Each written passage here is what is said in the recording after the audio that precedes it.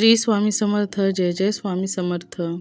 अनंत कोटी ब्रह्मांड नायक राजाधिराज योगीराज अक्कलकोट निवासी सद्गुरू श्री स्वामी समर्थ महाराज की जय.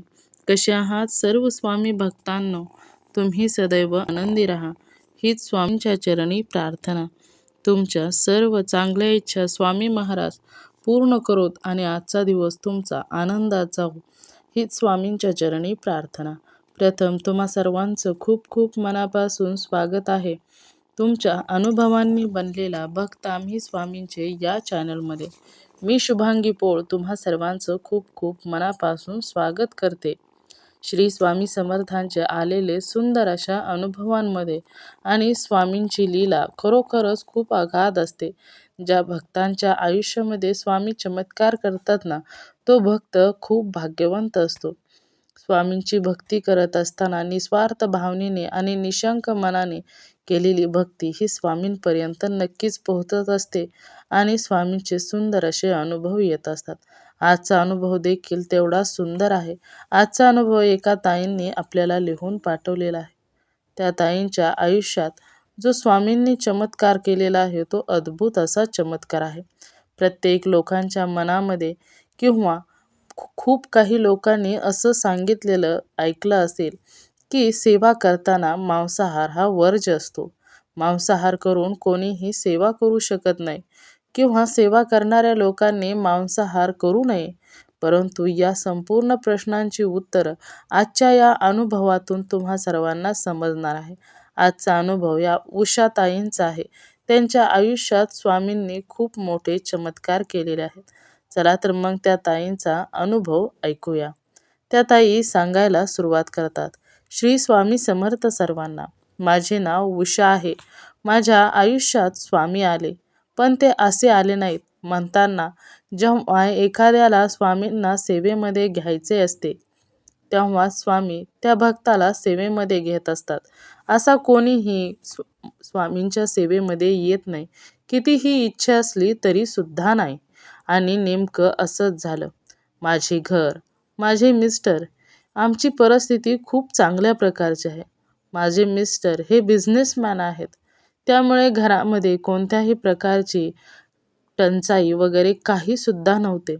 माझे मिस्टर खूप चांगल्या प्रकारे पैसे कमवायचे आणि महत्त्वाचं म्हणजे आमच्या घरामध्ये एकही दिवस असा जात नव्हता की मांसाहार केला जात नव्हता. आम्हा सर्वांना मांसाहार केल्याशिवाय जेवण केल्यागत वाटतच नव्हते. असा आमचा दिवस दररोजचा जात होता. प्रत्येक दिवशी मांसाहार, वेगवेगळ्या प्रकारचे पदार्थ बनवून आम्ही दररोज जेवणामध्ये खात होतो. कारण आम्हाला तशी सवय होती लहानपणापासूनच. आमच्या आईवडिलांच्या घरापासूनच इथपर्यंत आमचा प्रवास हा तसाच आलेला होता. आमच्या आयुष्यात खूप महत्त्व मांसाहाराला देखील होतं. कारण ज्या दिवशी ही पालेभाज्या वगैरे आमच्या जेवणामध्ये नाहीच या प्रमाणात होते. त्यामुळे जे काही आमचं अन्न होतं ते तसंच होतं. तर असे काही दिवस निघून गेले. खूप आनंदाचे दिवस होते, खूप पैसा पाणी. आणि जेव्हा घरामध्ये पैसे पाणी येतात ना, तेव्हा कधीही कोणत्याही प्रकारच्या अडचणी देखील उभ्या राहत नाहीत. तसंच नेमकं आमच्या घरामध्ये देखील चाललेलं होतं. पण अचानक असं झालं की बिझनेसमध्ये जो पैसा गुंतवलेला होता त्यामध्ये बदल व्हायला सुरुवात झाली. माझ्या मिस्टरांचा जो बिझनेस खूप चांगल्या प्रकारे आधी चालत होता तो हळूहळू खराब चालायला लागला. त्यांच्याकडून घेतलेले पैसे लोक परत करेनासे झाले आणि त्यामुळे अडचणी येऊ लागल्या आणि त्या अडचणींमुळे घरामध्ये चिडचिडपणा देखील वाढत गेला. घरामध्ये पैसे येत नाहीत त्यामुळे मिस्टरांचा चिडचिडपणा वाढायला सुरुवात झाली. इकडून तिकडून आले की प्रत्येक वेळी राग हा माझ्यावरतीच निघत होता. प्रत्येक वेळी तुझ्यामुळेच असं झालं, तू अशी, तू तशी असं सततच मला ओरडायचे. परंतु मी तरी काय करणार? पैशाची टंचाई आणि त्यांचे जे जोडीदार होते त्यांच्या कामातले तर ती लोक त्यांना पैसे देत नव्हते. ते बोलायचे की हो देतो, देईन, उद्या, परवा असं सतत काही ना काही संकेत द्यायचे आणि टाळाटाळ करायचे. परंतु पैशाशिवाय बिझनेस चालणार नाही. इनफॅक्ट पैशाशिवाय कोणतेही कार्य होत नाही, हे देखील खूप महत्त्वाचे आहे. पैसा जर असेल तर सर्व काही शक्य होत असतं आणि पैसा जर नसेल तर प्रत्येक वेळी अडचणीही येतच असतात. आणि नेमकं या अशा आमच्या घरामध्ये चाललेल्या वाईट परिस्थितीमध्येच स्वामींनी आम्हाला सेवेत घेतले, असं म्हणायला हरकत नाही. कारण माझ्या एका मैत्रिणीकडून मला समजले की स्वामींची सेवा करायला सुरुवात कर, म्हणजे तुझ्या घरामध्ये अडचणी वगैरे आहेत तर त्या दूर होतील. अशीच मी एके दिवशी मैत्रिणीशी बोलत असताना घरातील चिडचिडपणाविषयी मी तिला सांगितलेलं होतं. घरातील भांडणं, सतत वैतागलेलं मन यामुळे मला खूपच विचित्र वाटत होतं. घरामध्ये करमत नव्हतं. खूपच असमाधानी सारखं वाटायचं आणि मी तिला बोलत बोलत सांगितलं, परंतु ती स्वामींची सेवा करत होती. तिने सहजच सांगितलं, "तू देखील तुझ्या घरामध्ये स्वामी सेवा कर आणि संकल्पयुक्त सेवा कर." संकल्प कसा करायचा तेही तिनंच मला सांगितलं. आणि सेवा चालू कर. सेवा चालू केल्यानंतर तू स्वतःचा अनुभव घे. स्वामींची सेवा घरात चालू झाली ना, की तुला घरामध्ये खूप चांगल्या प्रकारे जाणवेल. तू आता जे तुझ्या घरामध्ये जे वातावरण आहे त्याच्यामध्ये आपोआप बदल होईल. आणि अशी कोणतीही सेवा करू नकोस. मी तुला तुझ्या संकटावरती सेवा सांगेन. आणि त्यानंतर तिनं मला घोरष्टक धोरण स्तोत्र करायला सांगितलं. आणि ती मला म्हणाली, की 11 वेळा किंवा 21 वेळा तुला जमेल त्या पद्धतीने स्तोत्र सुरू कर. त्याचबरोबर श्री स्वामी समर्थ या मंत्राचा देखील घरामध्ये जप कर आणि सर्वात जास्त नामस्मरण कर. तू जे करते सेवा ते कर, पण त्याबरोबर नामस्मरणावर देखील भर दे. असं तिनं मला सेवा सांगितली. परंतु आमचं घर असं होतं, की घरामध्ये कोणत्याही दिवशी मांसाहार होत नाही असा एकही दिवस नव्हता. परंतु तिनं मला हे देखील सांगितलं, की जर तुला तुझ्या घरामध्ये सेवा करायची असेल, तुला जर वाटत असेल की स्वामींनी तुझ्या अडचणी दूर कराव्यात, तर तुला मात्र मांसाहार बंद करावा लागेल. आता हे माझ्यासाठी खूप मोठं कोडं होतं. कारण हे अगोदरच घरामध्ये खूप चिडचिडपणा होता. पैशाची टंचाई असल्यामुळे कोणतीही गोष्ट माझ्यावरच येऊन थांबत होती. आणि अशामध्ये जर मी मिस्टरांना सांगायचं की तुम्ही मांसाहार सोडून द्या, तर हे खूपच विचित्र होतं. स्वतःच कुऱ्हाडीवर पाय दिल्यागत होतं. त्यामुळे माझा काही धडाच झाला नाही मिस्टरांना सांगण्याचा. मी खूप डेअरिंग करून त्यांच्यासमोर जायचे. हिम्मत कितीही करून त्यांच्यापुढे गेले तरी देखील कोणत्याही प्रकारे तोंडातून शब्द बाहेर निघत नव्हते. कारण ते समोर मी दिसली की काही ना काहीतरी बोलायचे आणि चिडचिडपणा करायचे.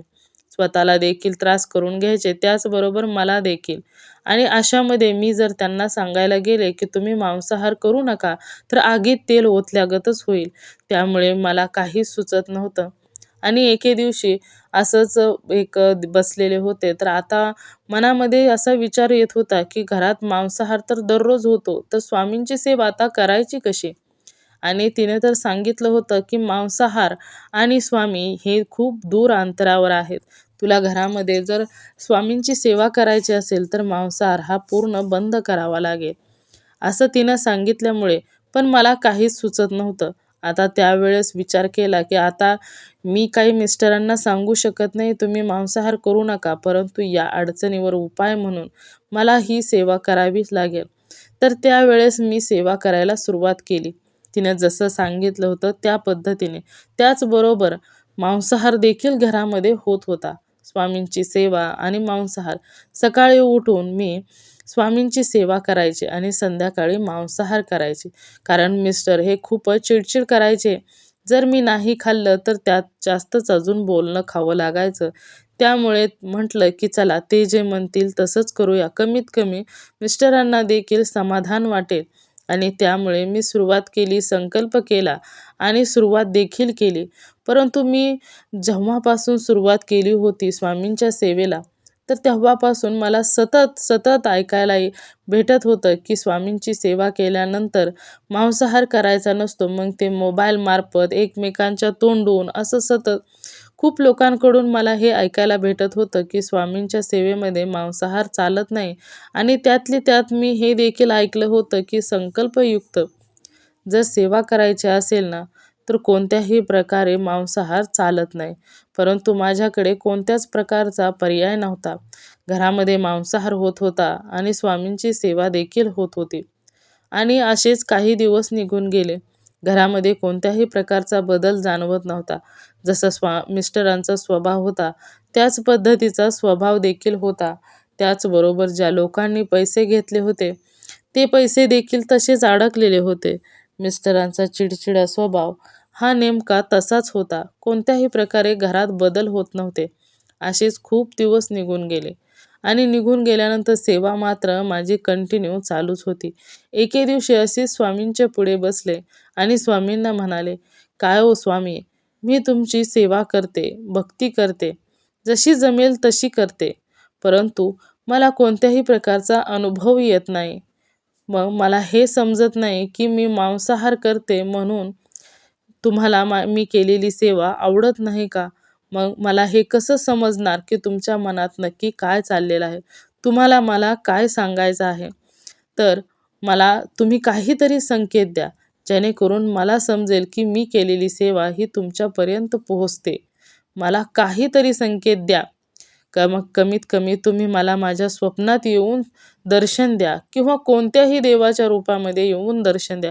महादेवाच्या पिंडीमध्ये येऊन दर्शन द्या स्वप्नामध्ये आणि त्याचबरोबर तुम्ही दत्तगुरूंच्या रूपामध्ये देखील मला दर्शन देऊ शकता. काही का होईना, परंतु जेणेकरून मला समजेल त्या पद्धतीने दर्शन द्या आणि मग मला माझ्या लक्षात येईल की मी जी सेवा करते आहे, ती तुमच्यापर्यंत पोहोचते आहे.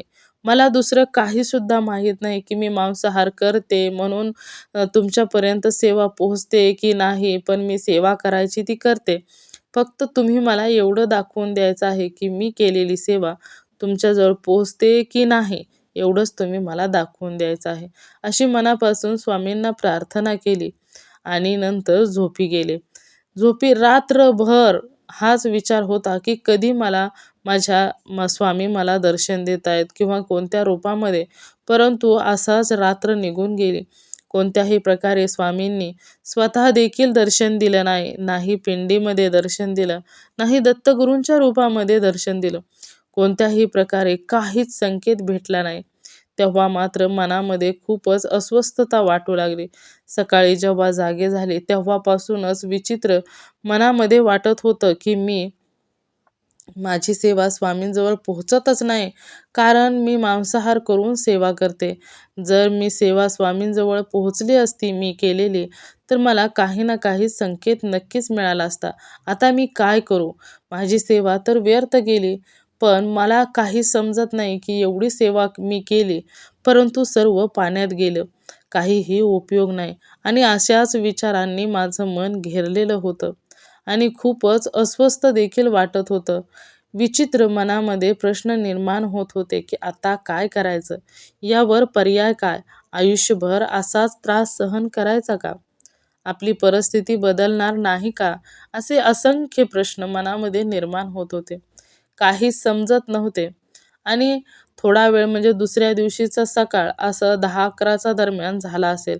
स्वयंपाक वगैरे पूर्ण झालेला होता आणि सकाळपासून मिस्टर काही बोलले नव्हते, कारण मलाच अस्वस्थ वाटत होतं. खूपच विचित्र वाटत होतं. त्यामुळे मी कोणाच्याही नादी लागली नाही, ना कोणाला बोलली, ना काहीसुद्धा नाही. माझं काम आणि माझ्या मनामध्ये असणारे प्रश्न, मी केलेली सेवा वाया गेली. कारण मी दररोज तर पहाटे 4 वाजताच उठून अंघोळ वगैरे करून स्वामींची सेवा करायची. परंतु त्या दिवशी ना मला स्वामी येतील स्वप्नात, स्वामी येतील स्वप्नात असं करत-करत 6 वाजून गेल्या. परंतु मी झोपलेली, परंतु स्वामी वगैरे काहीही स्वप्नात आले नाही. आणि मग उठल्यापासूनच अस्वस्थता मनामध्ये आणि असंख्य विचारांनी मन देखील भरलेलं होतं. खूप वाईट वाटत होतं, परंतु आता करणार काय की मी केलेली सेवा हे स्पष्टपणे मला कळून आलं होतं की मी केलेली सेवा ही स्वामींजवळ पोहोचत नाही. कदाचित मी मांसाहार करते म्हणूनच पोहोचत नसेल, असे मनामध्ये येत होते. आणि त्यानंतर मिस्टर देखील फ्रेश झाले आणि अचानकच माझ्या जवळ येऊन मला म्हणाले की "पटकन कामं आवर, आपल्याला दत्तगुरूंच्या मंदिरामध्ये जायचं आहे." मी एकदम आश्चर्यचकितच झाले की आजपर्यंत जे मिस्टर कधीही कोणत्याही मंदिरात गेले नाहीत. कधीच कोणत्याही मंदिरामध्ये मला तर घेऊन गेलेच नाहीत. परंतु ते स्वतः देखील एकटे कधीच कोणत्या मंदिरात सुद्धा गेले नाहीत. मग आजच अचानक त्यांना कसं काय दत्तगुरूंच्या मंदिरात जायचं आहे, असं मनामध्ये विचार आले.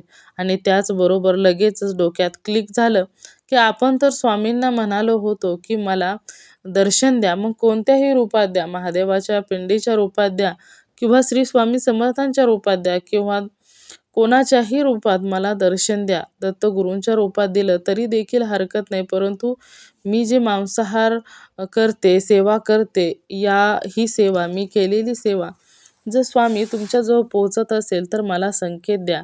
तर हा माझ्या मनामध्ये सतत सकाळपासून विचार असल्यामुळे कोणत्याही मनामध्ये बाकीचे काही नवीन विचार आलेच नाहीत. आणि नेमकं तसंच झालं.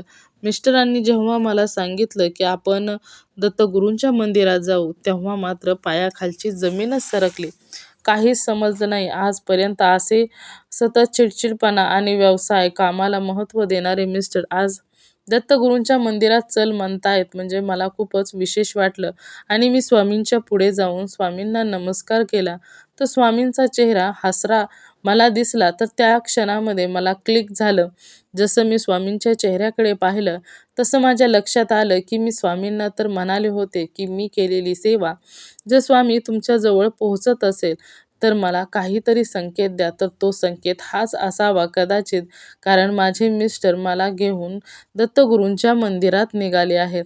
तर म्हणजेच मी केलेली सेवा ही त्यांच्याजवळ नक्कीच पोहोचत आहे, हे माझ्या लक्षात आले. आणि का कोणास ठाऊक, परंतु माझ्या मिस्टरांच्या स्वभावामध्ये एवढा गोडवा आणि एवढं प्रेम माझ्यासाठी लपलेलं मला त्या दिवशी दिसलं. मिस्टरांनी मला कोणत्याही प्रकारे काहीसुद्धा दिवसभर बोलले नाहीत. उलट प्रेमाने बोलायचे, प्रत्येक गोष्ट समजून घ्यायचे. आणि तो दिवस माझा इतका आनंदाचा होता, की खरोखरच माझ्या मिस्टरांमध्ये पूर्णच बदल झालेला मला त्या दिवशी दिसत होता. आणि त्यानंतर आम्ही दर्शन वगैरे घेऊन आलो. तर त्या दिवसापासून मिस्टरांच्या स्वभावामध्ये एवढा बदल झाला, की ते कोणत्याही प्रकारचे चिडचिडपणा वगैरे सर्व काही त्यांनी पूर्णच म्हणजे काहीच बोलले नाहीत. आणि त्यानंतर तिथून पुढे खूप चांगले दिवस चालू झाले. तर असं खूप लोकांना वाटतं, की आपण मांसाहार करतो किंवा मांसाहार केल्यानंतर स्वामींची सेवा केली तर ते पाप लागतं. परंतु मी माझ्या अनुभवावरून सांगते, की मला आमच्या घरामध्ये मांसाहार केल्याशिवाय एकही दिवस जात नव्हता. परंतु स्वामींनी माझ्या आयुष्यात एवढा मोठा चमत्कार केला, की माझे आयुष्यामध्ये जे त्रास होता, दुःख होतं किंवा ते अडचणींनी भरलेलं माझं जीवन होतं, तर ते सर्व काही स्वामींनी दूर केलं. आणि त्याचबरोबर मांसाहार देखील चालू आहे. मांसाहार संध्याकाळी केला जातो, तर सकाळची मी पहाटे उठून देवपूजा वगैरे करत असते. तर मी केलेली सेवा ही स्वामींनी स्वीकार केली, याचेच हे संकेत. आणि मिस्टरांमध्ये अचानक झालेला बदल, हे खरोखरच मला खूप आनंदाचा दिवस उजळलेला होता. एवढं स्वामींच्या कृपेने आमच्या आयुष्यामध्ये जबरदस्त बदल झाला. आणि त्याचबरोबर मिस्टरांचे जे पैसे बाहेर बाहेर अडकलेले होते, ते सुद्धा पैसे त्या लोकांनी मिस्टरांना दिले आणि बिझनेस पुन्हा पहिल्यासारखा उभा राहिला. हे सर्व काही स्वामींच्या कृपेने झालं. स्वामींची सेवा केली आणि स्वामींनी आमच्या घरामध्ये चमत्कार केला.